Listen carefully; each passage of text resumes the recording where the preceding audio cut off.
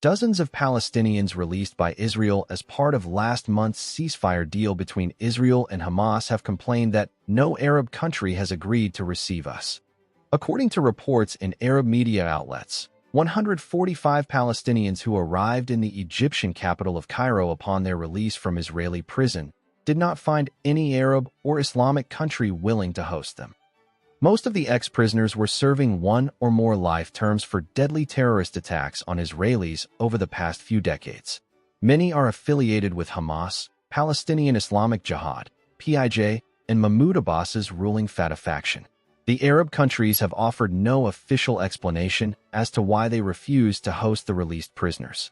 Some Arab leaders, especially neighboring countries such as Jordan, Egypt, and Lebanon, are apparently concerned that the prisoners, who spent time in Israeli prison for carrying out terror attacks, would pose a threat to their security and political stability.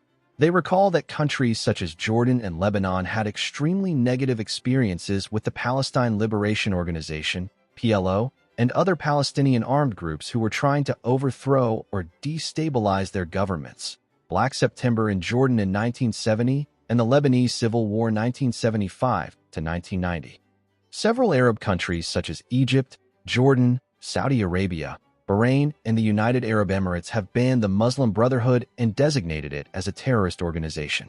Hamas proudly describes itself as one of the wings of Muslim Brotherhood in Palestine. Some of these Arab countries correctly do not see much difference between terrorists belonging to Hamas, the Iran-backed PIJ, or Fatah. The refusal of the Arabs to receive their Palestinian brothers should not come as a surprise. For decades, most of the Arab countries that regularly offer verbal support for the Palestinians have failed to provide substantive action to achieve it. This lip service is often seen as a way for the Arab leaders to appease their own people, many of whom seem to be more sympathetic toward the Palestinians than to their own governments. Arab leaders often make strong statements, issue condemnations of Israeli actions, and attend high-profile summits that express solidarity with the Palestinians.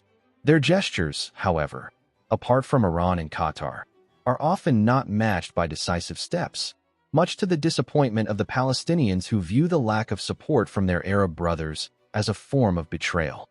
Most of the Arabs turned their back on the Palestinians after the First Gulf War in 1990. Then, Palestinians came out in support of Saddam Hussein's Iraq invasion and occupation of Kuwait, which for years had provided the Palestinians with hundreds of millions of dollars in annual aid. After Kuwait was liberated, the tiny oil-rich sheikdom and other Gulf states expelled hundreds of thousands of Palestinians, accusing them of biting the hand that fed them. Most Arab countries have also denied or restricted citizenship for Palestinians. These countries have cited reasons such as the desire for a Palestinian right of return to former homes inside Israel. While Jordan has granted citizenship to many Palestinians, other countries, such as Lebanon and Syria, have imposed restrictions on their employment and movement, barring them from desirable housing and job opportunities. Palestinian political activist Ali Abu Rizek commented, "The reports circulating about Arab countries refusing to receive the released Palestinian prisoners on their soil are unfortunately true and extremely painful. The Arab stance indicates a new level of decline and deterioration that has afflicted the Arab political system as a whole. So far, no country other than Turkey and Malaysia has received Palestinian prisoners." Dr. Fayez Abu Shamala, a Palestinian academic and former mayor of the city of Khan Yunis in the southern Gaza Strip, lashed out at the Arab countries for refusing to host the released prisoners. The Palestinian prisoners freed from Israeli prisons cannot find a single Arab country willing to receive them, as if they, the ex-prisoners, have become a virus of pain that would spread in their countries. Mohammed Arafat, a social media activist from the Gaza Strip, wrote on X, "It is truly regrettable, indeed shameful. Where is Arab solidarity? Where is chivalry?" The refusal of the Arab countries to absorb Palestinians, including the ex-prisoners, is not only another sign of hypocrisy, but also proof why it would be a mistake to rely on the Arab countries to help rebuild and demilitarize the Gaza Strip. U.S. President Donald J. Trump, who seems to be pinning his hopes on the Arabs to assist in funding and establishing a new government, as well as deploying an international force in the Gaza Strip, needs to bear in mind that most of the Arab heads of state and regimes actually do not care about the Palestinians. By now, most Arab heads of state see Palestinians as having caused immeasurable harm wherever they have gone and as having rewarded with treachery whoever stretched out a hand to them. For the Arab leaders, the Palestinian issue is just another tool to advance their own political objectives, shore up their own popular support at home, or unite various factions against a common enemy.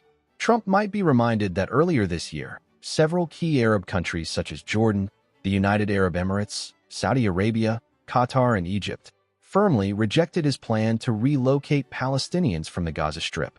Most Arab leaders, in short, will continue to pretend that they are eager to help the U.S. administration with its efforts to implement Trump's 20-point plan for peace in the Gaza Strip.